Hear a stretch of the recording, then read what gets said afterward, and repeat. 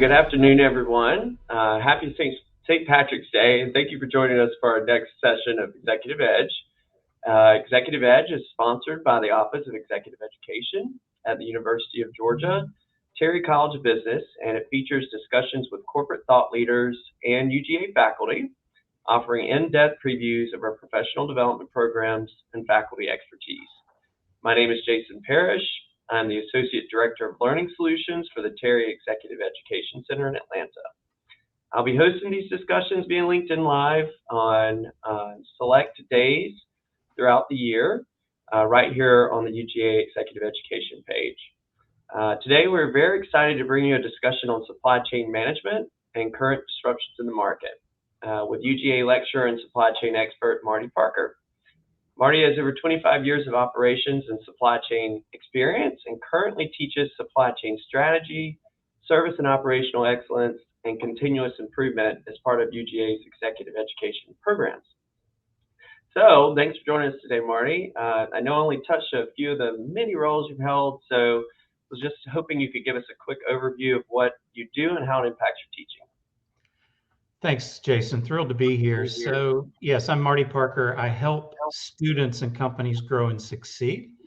And the way I do that is through teaching, through helping our extraordinary students in UGA's supply chain program to get internships and jobs. And then I help companies through our supply chain advisory board at Terry. We have fantastic companies that engage with our students for internships and full-time roles.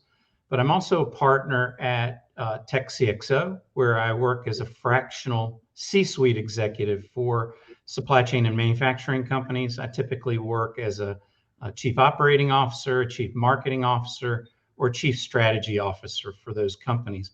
And in those companies, I've actually hired over 20 of these students as interns or full-time in my client companies and consulting. So it keeps my skill set, relevant and up to date, and allows me to bring sort of real life into the exec ed programs and into my students at Terry.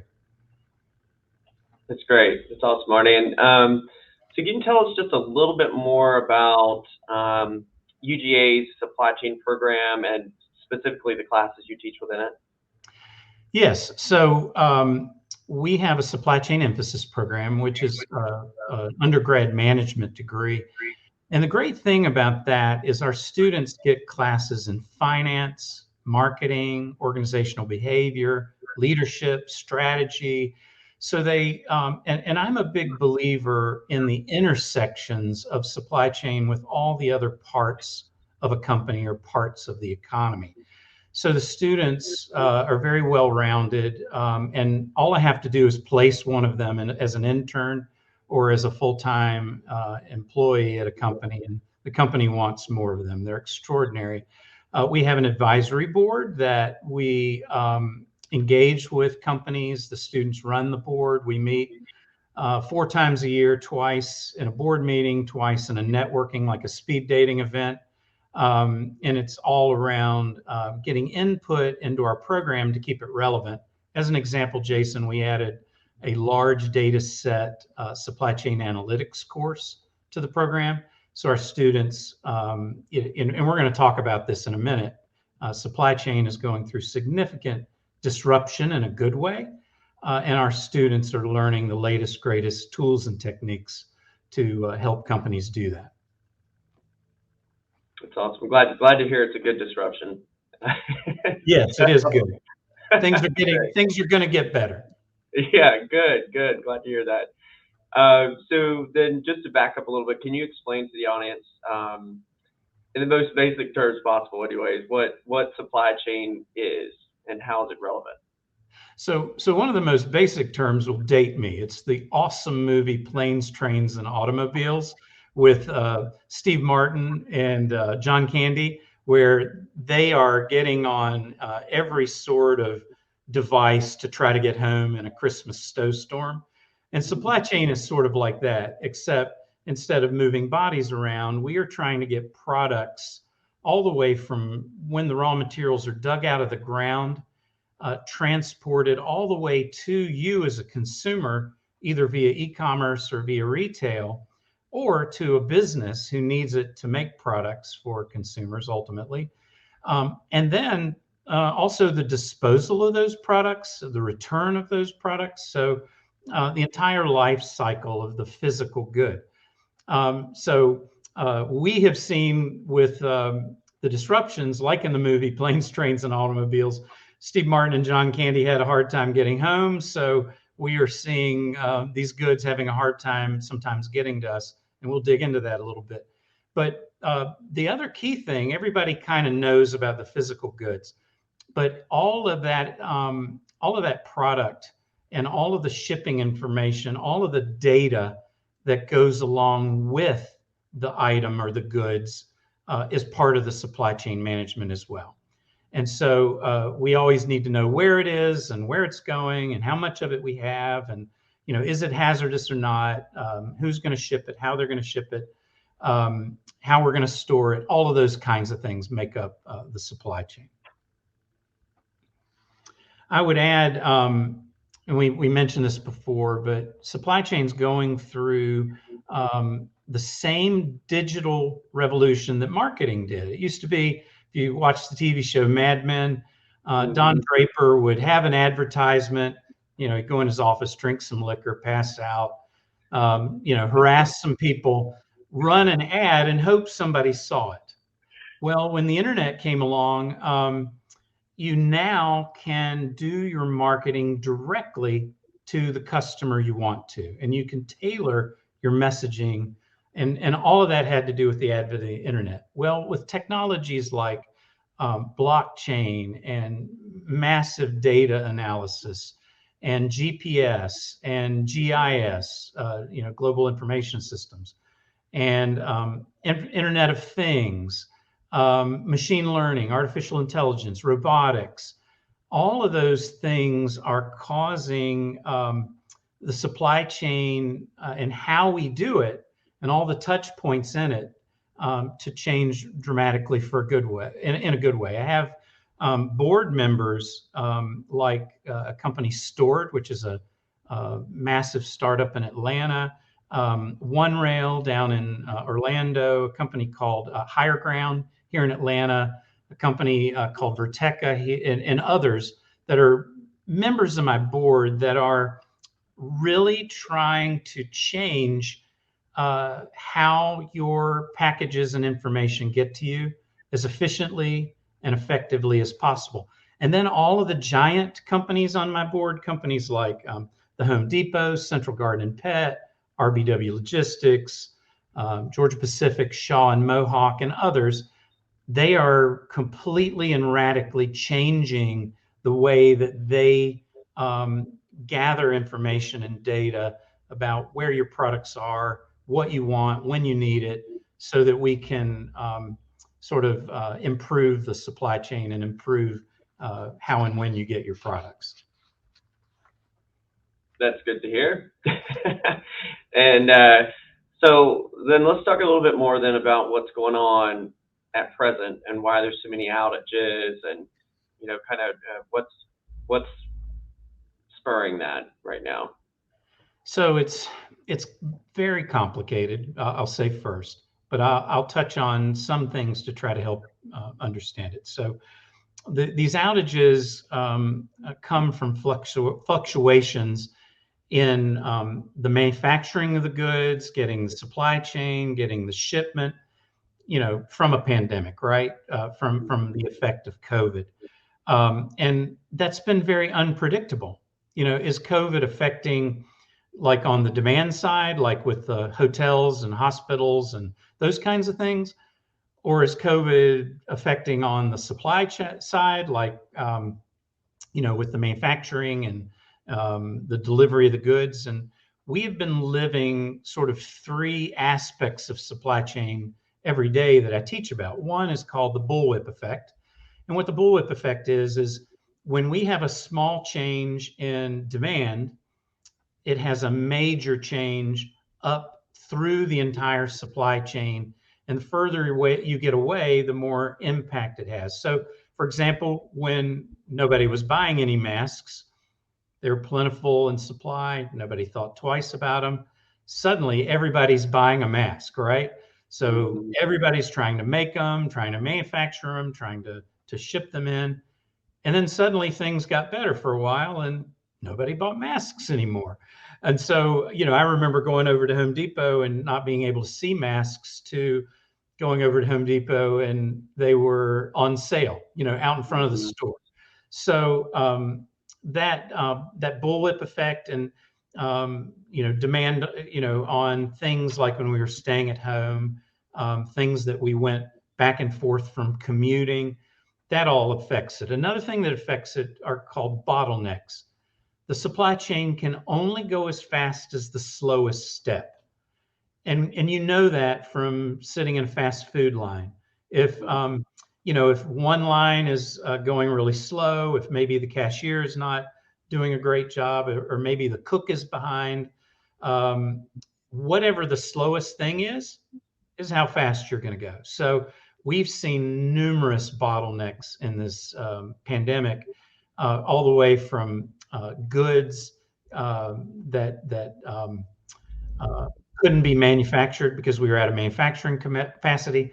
We saw ships at ports waiting to be offloaded. We saw containers from ports that couldn't find trucks. We even saw, we even ran out of warehouse capacity and were dumping trailers on people's yards.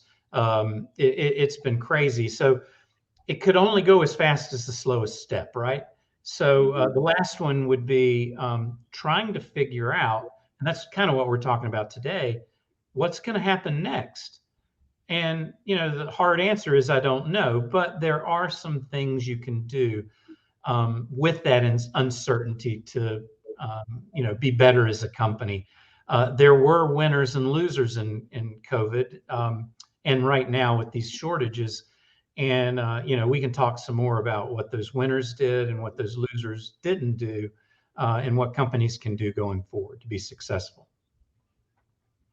Got it. Yeah. So, and add to that, right? The pandemic, COVID, right? So now we're also facing a war. So how do you foresee that impacting things further, or is there anything we can do about that? Well, first, I'd like to say predictions are always wrong. And that's one of the issues with demand planning. So there was this economist, I forget his name, that predicted the 2008 recession. And he was on the news doing shows like this, but you didn't hear from the 999 other economists that were saying 2008 was going to be the greatest year in history. So nobody really saw the pandemic coming. I know some crazy person wrote a book and now they're on TV, but the reality is nobody really kind of saw it coming. And so what can you do? That's just something that is uncertain. And it was a surprise, and it has affected us all in difficult ways. Well, companies that had great leadership, that could make good decisions, companies that had excellence in data analytics, and got that data throughout the supply chain and were able to see what was coming and respond to it. Companies that had excellent vendor relationships that could work with the vendors instead of working against the vendors. Ones that were doing things using, machine learning, AI, state of the art analysis techniques with their supply chain data, rather than old manual sort of techniques like hand counting inventory. Um, those were the companies that won in this. And sadly, we'll talk about this in a minute. It's not over, and those companies have to step up their game. The number one thing I'm telling them to do, which is hard, is raise their prices because of what's happening with inflation. And there's a big lag time between when you purchase your raw materials and get them out to your customers. So companies are under tremendous pressure to raise their prices so they can be successful in this difficult market. Tough for the consumer, but good for the company. Yeah, especially when you start talking about raising prices. Yeah. It's Yeah. inevitable in a shortage. Prices reflect scarcity, so it's inevitable. You just don't want to be the one that realizes, hey, I didn't raise them quickly enough, and I can't pay my salaries and do my payroll now, and I'm not going to be a company anymore. That's how serious this is, and none of us have lived through this. I was a kid during the last major bout of inflation, so there are a lot of different behaviors that we're going to have to relearn as part of that. Got it. So was any of this then, I know you said no one could really foresee it, but was any of this really, when the pandemic hit, was the sort of the after effects a surprise to you or to anybody kind of watching the market or anybody in supply chain? I would say yes, and the intensity, the significant magnitude of it. We had previous pandemics that seemed to be quite well contained, and this one wasn't. And so that part was surprising. The fact that we ran out of capacity in a lot of places all at the same time was very surprising. We ran out of manufacturing capacity. We ran out of port capacity. We ran out of labor capacity. We ran out of trucking capacity, and probably some others I'm not thinking of. And that was very surprising to me. And it was worldwide, right? It was not any particular country or any particular situation. I think the one that caught car companies by surprise was the rebound of the economy from the shutdown. They canceled all of their chip purchase orders and really slammed and a lot of companies did this, slammed their POs, conserving cash. And then as soon as the lockdown ended, demand skyrocketed again.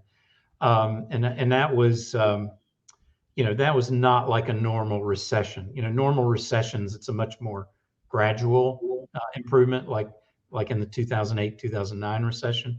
So that's another surprise. Okay.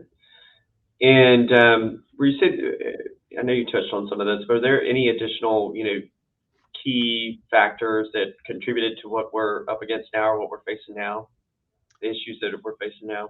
Okay, so today I have some very bad news, Jason. COVID is not over. All you need to do is read the Wall Street Journal. There's a major outbreak in Hong Kong. There's a major outbreak in a couple of manufacturing centers. Major outbreak in UK. New York and New Jersey are starting to peak again. And so that uncertainty around where it's going to hit next and what it's going to affect is it's going to have an impact. And so companies just have to do the things with the newer technologies to build resilience in their supply chains to deal with that uncertainty. I think the other thing is great news. The world economy and the U.S. economy has never been better. I know all the sad news we see on television, but the reality is our GDP growth and the world GDP growth is through the roof, to the point that it is causing inflation and causing the Fed to increase interest rates to frankly try to slow it down. But we just don't have enough warehouses. We don't have enough people. We don't have enough trucks to meet the demand. And the good news for people that want careers in this field, there's never been a better time. There's literally tens of thousands of jobs in it in the Atlanta area alone.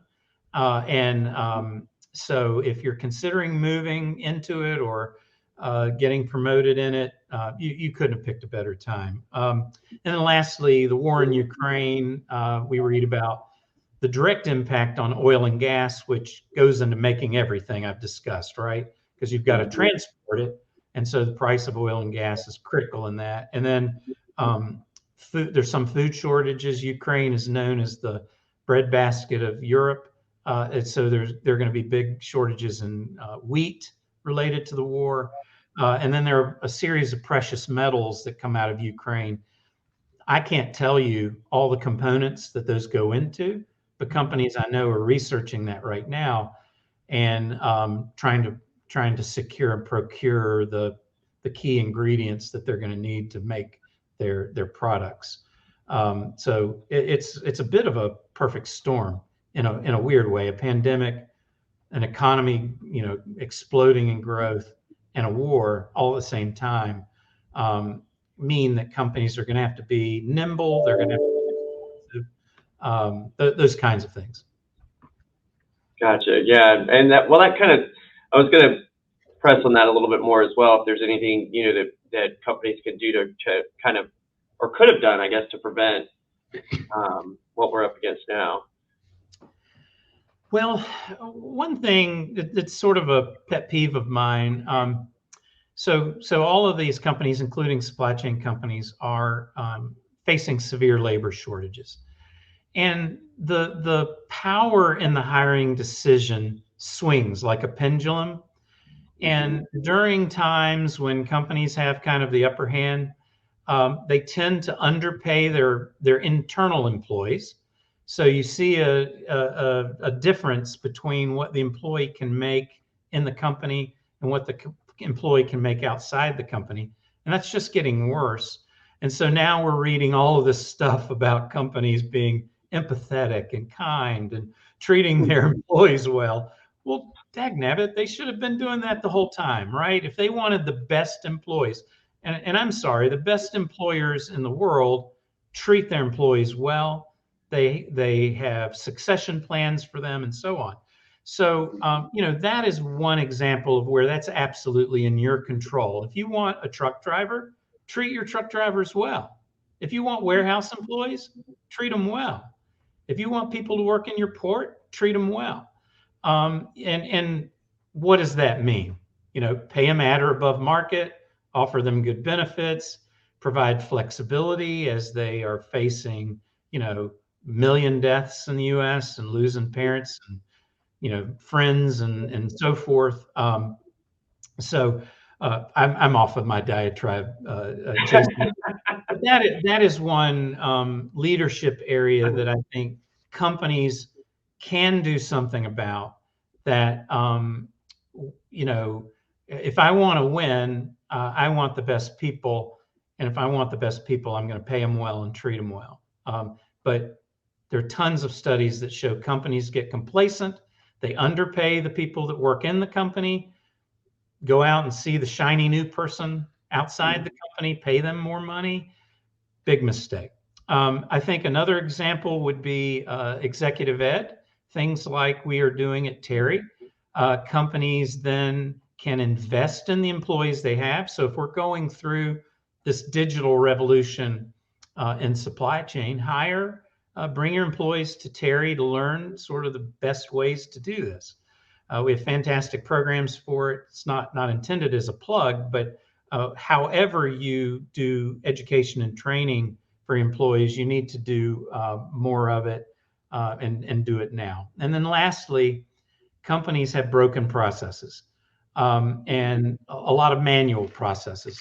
I can't tell you how many companies I go into that hand count things, or one of my favorites is print out this PDF and get like 47 people to approve it, wait a month till everybody approves it, put some stamps on it, and then put it in a file cabinet somewhere. And by the time the approval is in place, by the way, most companies' hiring processes are just like I described, because I teach on that in exec ed, and we look at the bottlenecks in hiring, and you better be fast. If you take 6 to 8 weeks now to hire somebody, good luck with that. They're going to go somewhere else. So if you've got multiple approval steps in that, you're using old technology for how you manage your supply chain, pieces of paper, scans, files, manual counts. I don't understand why people count things anymore with the technology we have these days, but there are literally hundreds of thousands of jobs in the country around people running around counting things in warehouses. It's crazy. So it's interesting. The companies view this externality as something they can't control, and that's true. But everything else I just described, they have 100% control over, and they can make it better. Well, Marty, you definitely, I think, hit a nerve with the audience when you were talking about treating your employees right. I saw a lot of hand claps. So, I think a lot of people agree with you on that, myself included, of course. And I wanted to, say to the audience, feel free if you guys have questions for Marty. I should have said this earlier, but definitely drop them into the chat. We can pause and take those as we go along, and certainly afterwards as well. If there's other things, the chat will Yeah. remain active. So Yeah, I would love that. I'd love it to be more. I love hearing myself speak, but I would love more of a discussion and get some feedback from folks. And I didn't see sure. the claps, so thanks for letting me Yeah, know. you got a lot. You got a lot. So back on the sort of the vein of what we could do to prevent this from happening again and whatnot. Do you think we've learned from our mistakes here, and or learned enough, I should say, to prevent this from happening in the future? So yes and no, right? Yeah. I'll give you a couple examples. No is if you read about the 1918 flu pandemic, I'd encourage you to go back and read about it. Mhm. Everything we are doing right now is exactly the same, and not in a good way. And so I think we just naturally, the war in Ukraine is another example. We're now involved in another terrible war that we obviously haven't learned from the last one or the one before that. Um, but yes, I think we as individuals are adjusting. I can promise you I have enough toilet paper to last for a while and enough cans of chili in my pantry back here behind me. And companies that, and this is not a knock on lean. I like a lot of the principles of lean, but one of the weaknesses of lean manufacturing is that you have very low inventories and you have to have very responsive supply chains, and it's not for everyone. Lean is terrible if you're launching a new product, for example. So companies are taking a look at safety stocks, and they're taking a look at what's called organizational slack. Do I have enough people in my company in the first place? I can't tell you how many companies I go in to consult that are, trying to do it with not enough people to do it. And then, when you run out of capacity, your wait times and your lead times go through the roof. And we all know this because of the traffic on 285. You're looking at Waze and you're watching how long it's going to take you to get home, and there's some sort of accident, and you've been driving half an hour, and then you thought you're going to be home in an hour, and Waze tells you it's going to be an hour and 15 minutes. I mean, it's like you're in a time machine, and it's because the loss in capacity in the road, it has an exponential effect. So if you're running your company with not enough people, they just can't get everything done. You're going to have an exponential effect on the delay in your projects, on the delay in getting things completed. And so many companies had to cut so much during COVID that employees are tired and they're overwhelmed and they're out of capacity. And so, one thing that companies can do with some of the newer tools and techniques in the supply chain is add capacity at the right places and have inventories, safety stocks in the right way in the right places, and that's including at the consumer. We all need a little bit of extra toilet paper and that sort of thing. I think these rapid improvements are happening. All of the companies that I know that are automating warehouses for companies in supply chain, they themselves are at a capacity. You can't buy enough robots right now. You can't hire enough companies like I mentioned a company, Verteca, that I work with that helps to speed small packages through airports in particular with really high levels of sort using high-end technology as e-com has gone through the roof. How we did it in the past, for companies like DHL and UPS and FedEx at the demand we're putting on them just isn't going to work. So you've got companies out there doing it. Another great example, company I work with, Higher Ground, and both these companies are on my board. Higher Ground is an Atlanta startup that is matching diverse suppliers with companies. Companies need more vendors and more suppliers in a situation like this. What a perfect time to grow and advance your supplier network with veteran suppliers, women-owned companies, minority-owned companies, LGBTQ-owned companies.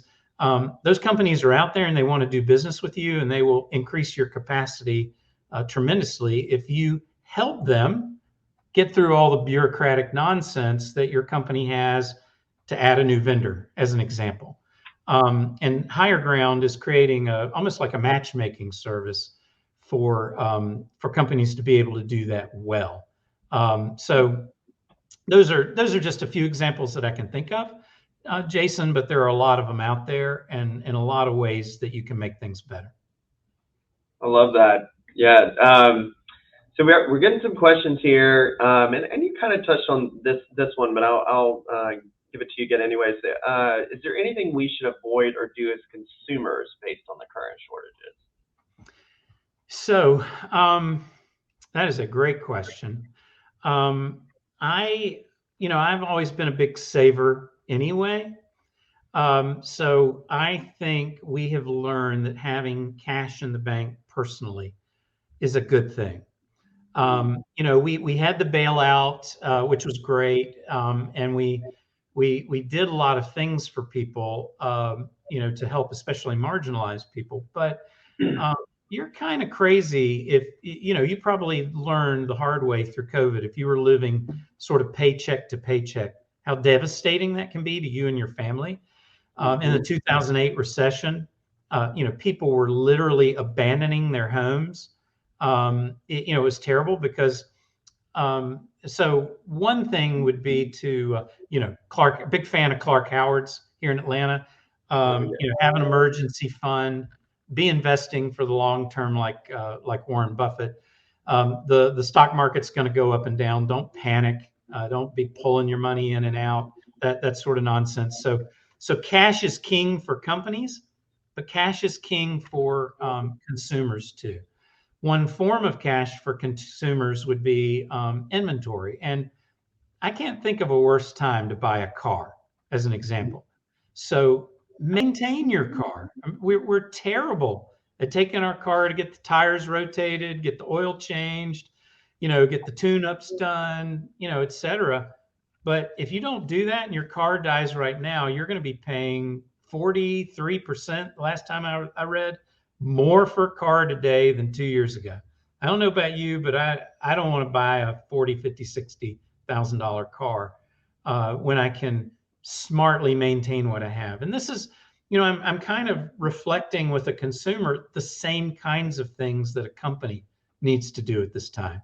You need to have your bank lines of credit. I've got a great friend at Regions Bank up in Swanee that works in the supply chain area up there that really works with companies to make sure that they have access to cash when they need it. And it turns out, Jason, that when a company is growing, and this is true about you as a person, your family is growing, maybe you're looking for a bigger house, maybe you're looking for a bigger car. That's when you have the big cash problems. And so in an economic boom like we're in right now, you really want to be mindful of that, whether it's your inventory of cash, like your car or your toilet paper. Full disclosure, I've got enough, once Home Depot starts selling them, I've got enough N95 masks, give me a call right over my shoulder to keep you safe for a while. Cause I've got asthma. I can't afford to get COVID. I'm older. I stocked up. So those would be the things that I'd recommend as a consumer. And then lastly, know your worth in the marketplace as an employee, and don't undervalue yourself. And talk to your employer. Give them the first shot at it. Hey, I've done some market research, and this is what my salary should be. But if they don't do it, you're going to have to march with your feet like the rest of the folks have in the Great Resignation. I'd give them a chance first. I'd have a really good conversation with your boss, because I'm sure it's a great company that wants to do something and doesn't want you to leave. But value yourself, and understand your value in the marketplace. That's excellent advice for sure. Okay, just a couple more questions here. The audience everybody's waking up, so we we got some more questions here. Good. Yeah. So Jason Epstein said he was, as you mentioned, safety stock and JIT inventories. How about supply chain continuity and diversifying supply chain? Not so many eggs in one basket. Yes, no, that's absolutely right. So there's a big resurgence in U.S. manufacturing going on, and companies are trying to go to other countries other than just China for their manufacturing.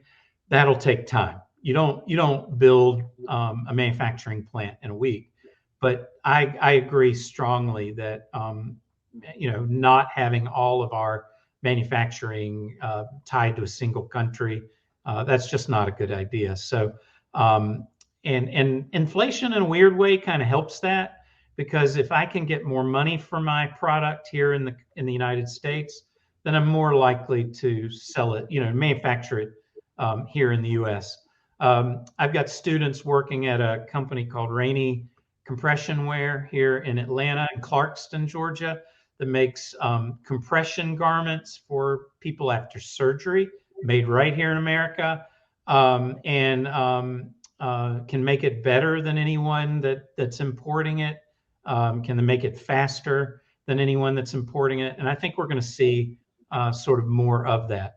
And then back to my comment about companies like Stored, Flexport, OneRail, CargoX on blockchain, freightwaves.com in Chattanooga. There are companies that are trying to take all of those disparate computer systems across all of these different parts of the supply chain and connect them. Those companies being successful at doing those things are going to be fantastic. And I just forgot, Jason, this is important. It's St. Patrick's Day. It's also my mom's 81st birthday.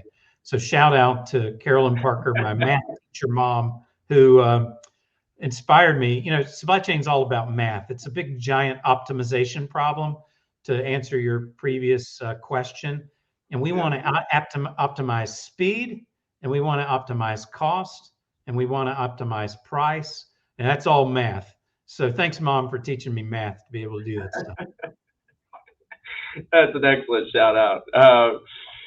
Another question for the audience. I'm gonna guess Victoria is a student, because she asked for you to talk a little bit more about how companies can engage UGA students. Okay, so there are a lot of ways. One, Google UGA Supply Chain Advisory Board. You can join our board for $2,000 a year and meet with the students. We have the best students in the world.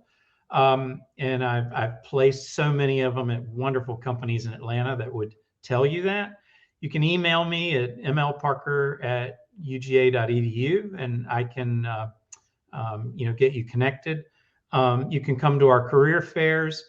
You can talk to me about, as part of my work as a C-suite executive, I actually design internship programs for companies. So if you'd like me to design an internship program, you can email me with my other hat, marty.parker@techcxo.com, and I can help you there. We do case competitions. Georgia Pacific each year comes in with problems to solve. We have scholarships that companies offer. We have experiential learning. I take 8 students to improve the Masters Golf Tournament in Augusta each year. Yes, somebody has to do it. It's hard work, but I do that. They're paid internships, and we do plant tours. So there's tons of ways to engage with the best supply chain students in the world at UGA, and that should tell you how. That's awesome. And thank you for that question, Victoria. I kind of forgot to do that. Yeah, you're a great advocate for your students for sure, and that's awesome. So another question here. What are your thoughts on how companies can increase their prices when necessary as inflation is occurring? So you've got to explain to your customers why you're doing it. Okay, so you can't just, hey, here's your price increase. And I don't think you can pass on internal inefficiencies. So if you are doing things like I described that are costing you money that nobody cares about, like signing lots of forms and approvals and things like that, you're not going to be able to pass on those costs. But you can talk about labor costs. You can talk about raw material costs. You can talk about energy costs. At the end of the day, there's a book called The Power of Simplicity, and the intro on pricing in the book was from prior to the Roman Empire. The guy said the price is what the customer is willing to pay. So if you are not charging as, and this pricing is its own call, but if you're an innovator, you have to charge more than your competitors, right? Because wait a minute, mine is supposed to be better. Or if you're a customer-focused company, where you're doing more things for the customer, those two types of customers, by definition, have to charge more than their competitors. Target has to charge more than Walmart. It's just the way it is. They provide more services. So, those would be the kinds of reasons that I would give and the approach that I would take. But at a minimum, you have to keep up with inflation. You have to have good data on your own costs. So, in the past, companies would only do a price increase once a year, every 2 years, every 3 years. They'd only roll up their accounting costs once a year, every 2 years. Those days are gone. In an inflationary time, you have to be looking at your costs at least quarterly, if not monthly, and you potentially have to give price increases several times a year. Otherwise, you're going to find yourself in a lot of trouble. So this is a great question from the audience too. What advice do you have for a new manager trying to maintain morale and anticipate challenges in a manufacturing environment? Well, I've done that my whole career, and I've done it through recessions. I've done it through COVID. I would tell you that it is all about leadership, and I can give you a lot of different books to read. I'm going to give you 3 that I'm getting ready to teach about. One is called Extreme Ownership. It's a military book. Another is Dare to Lead by Brene Brown. And another is Grit by Angela Duckworth. The beginning of Extreme Ownership is the buck stops with you. People work for great leaders. This is not that I'm some sort of narcissist, but I have advocated in the past for the people, interns, students that worked for me, and fought to get the resources they needed. And I teach this in total quality management, that it's a reverse pyramid. The CEO serves the management team. The management team serves the mid-level managers. The mid-level managers serve the customer-facing manufacturing, warehouse, supply chain type employees, not the other way around. And so great companies with great leadership take ownership of the fact that, and I'm going to give you examples in manufacturing. If your manufacturing plant is disorganized, dirty, poor lighting, terrible bathrooms, crappy break rooms, shame on you. Those are, how hard does it take you to paint a bathroom and clean it up? Clean up and make a break room perfect, provide ambient light into the warehouse, paint all the equipment to make it look nice, teach the employees the 5 S's of lean to keep it organized. That costs virtually nothing. And that's leadership.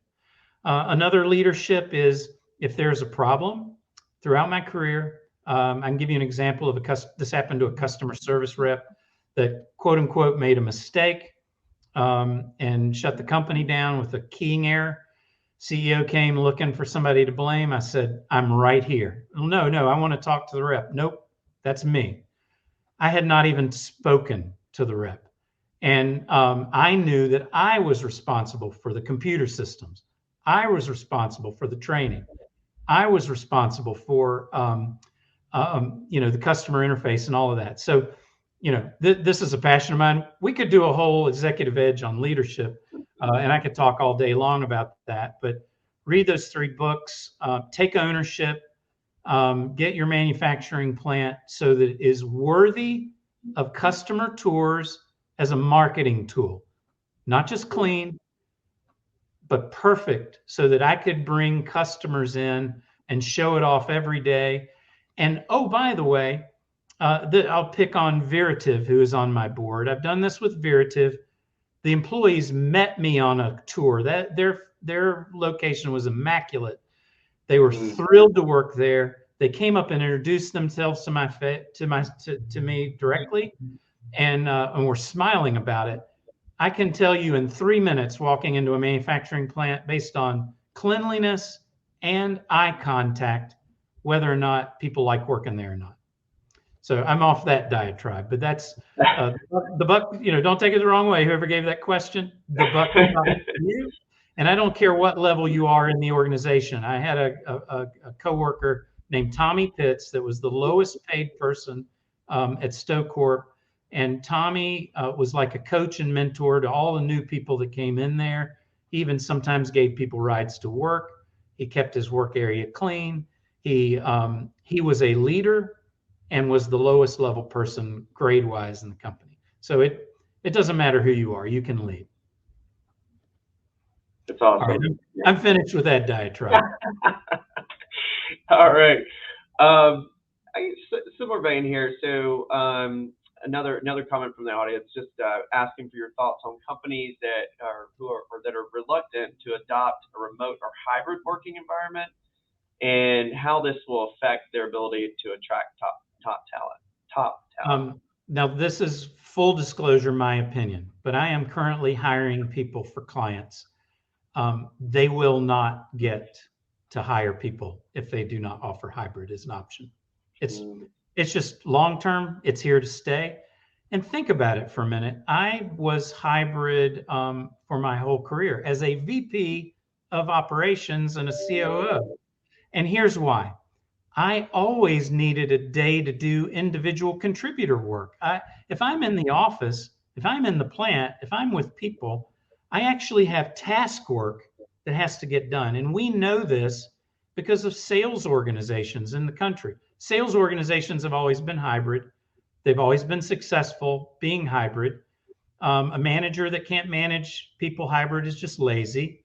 And so we have every tool to make that work. Now, I'm not an advocate of 100% remote if you can meet some face-to-face. Some jobs, like I said, can be 100% remote.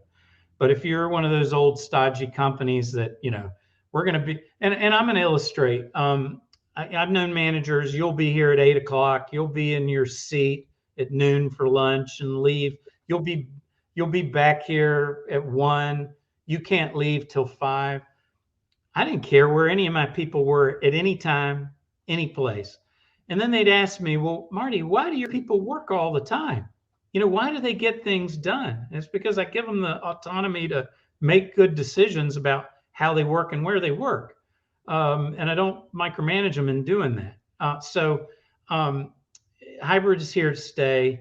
Companies have to embrace it in some format. And oh, by the way, it saves a ton of money because you can go to like a hoteling office arrangement and save money as you're growing on your office costs. So, but I also love, frankly, being back in the office myself.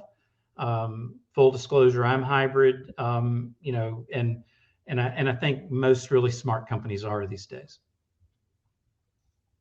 Love it. I absolutely agree. So, this question kind of goes back to the supply chain advisory board. So, Chloe's saying it's a great resource, and it is. And can you speak a little bit more on how you believe we can continue to build on conversations around supplier diversity and to make a greater impact?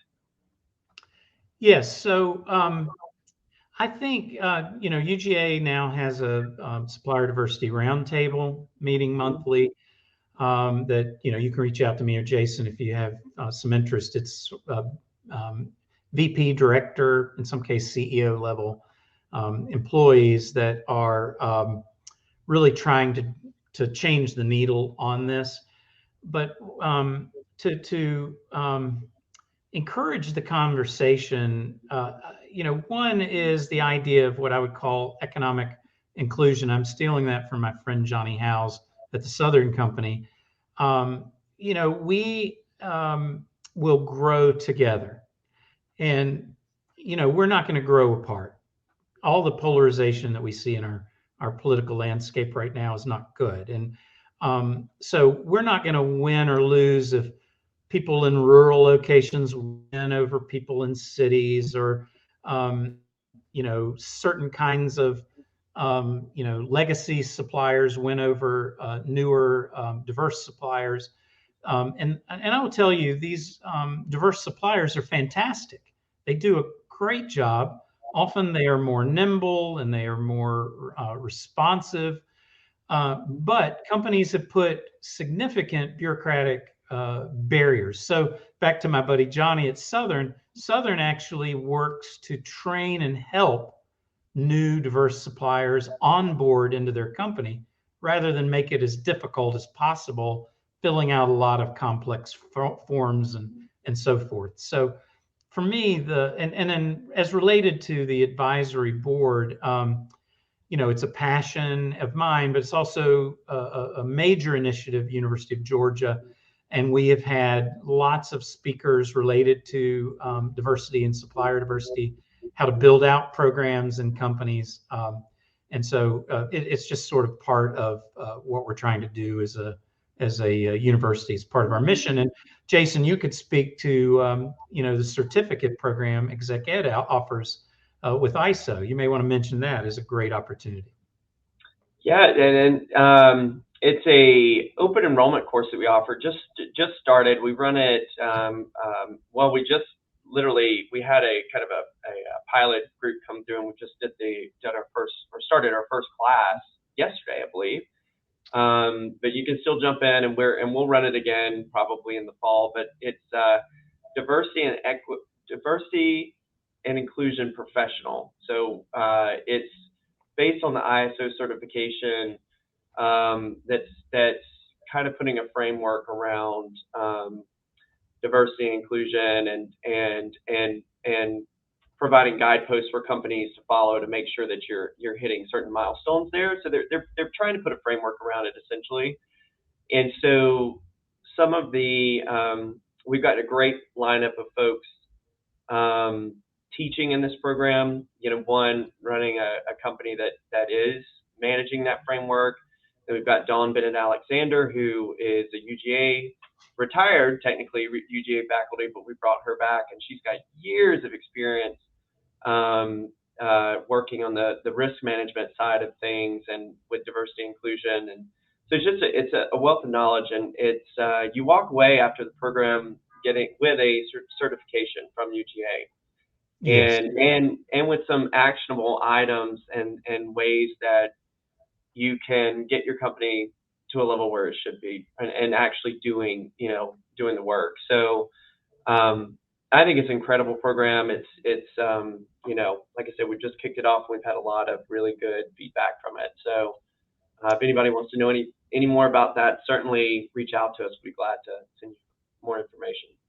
Yeah, and back to Chloe's original question, we just have to do something, whether it's get additional training, whether it's put a supplier diversity program in place, but do it in a way that's win-win, that is Mhm. helpful and helping the vendors learn your business so that they can do it well. That's true for all vendors, to be honest with you. But in this case, these are potentially underrepresented communities that could buy your products in the future. And that's why the term economic inclusion, I think, is so relevant here. Absolutely. Getting a lot of kudos again from the audience here, Marty. Oh, good. All right. Well, we're coming up on the hour here, so I'll close out with a couple things. Well, I'll just ask you, Marty, if there's anything else you want to add, just in general that we haven't covered. But also, and we've talked a little bit about this too, but kind of as my last question here is now that well, COVID numbers are falling for now, right? Do you expect things to get back to normal, or is this kind of our new normal? What do you see for the future? Yeah, we've talked about it. It's new normal. Yeah. Be safe, Yeah. be careful, watch the data.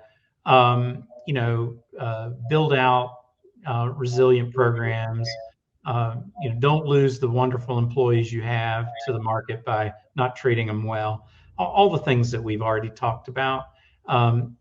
Just turning our back and thinking it's going to go away is not going to help us be successful. You've still got to manage it proactively, and all the things that we talked about are good things anyway that are going to make your company much better. Yeah, and I'd say, Jason, for me to close, I would say again, I'm UGA's supply chain dog. You can Google me, Marty Parker UGA. You can email me. You can message me on LinkedIn. Please connect with me if we're not already connected. And I help students and companies grow and succeed. And I would love to help you. I do that through exec ed. I do that through teaching. I do that through consulting. But I also do it for free and for fun. You know this. I meet with over 200 to 300 people a year to do one-on-one career coaching. I do that on my own time because I have a passion about the next generation and giving back. And I would offer to anyone on this call, send me a message. We'll set up a Zoom, and I'll help you as you're considering your own career. That's awesome, Marty. Thanks for that. And you're certainly a great asset to us here. So we appreciate it, all you do. And thanks too for joining us today. And just the last thing I'll say to the audience, if you guys have further questions or want to know more about anything we've talked about today, I know we covered a lot of stuff. Again, the chat will stay active. Connect with Marty and I on LinkedIn or on the exec ed page. If you follow us there, you'll see future talks that we'll have like this. We do them every few weeks or so on various topics. Or if you've got an idea of something you want us to include, we can certainly do that as well. We've got a lot to pull from at Terry College of Business. A lot of knowledge there. So thanks everyone for joining us today. We'll close out from here, and there will be this recording will go up on our website a few minutes after we close out here. So feel free to share it, and again, reach out if you have further questions. Hey, thanks so much, Jason. Really appreciated it. Thank you, Marty. It's been great.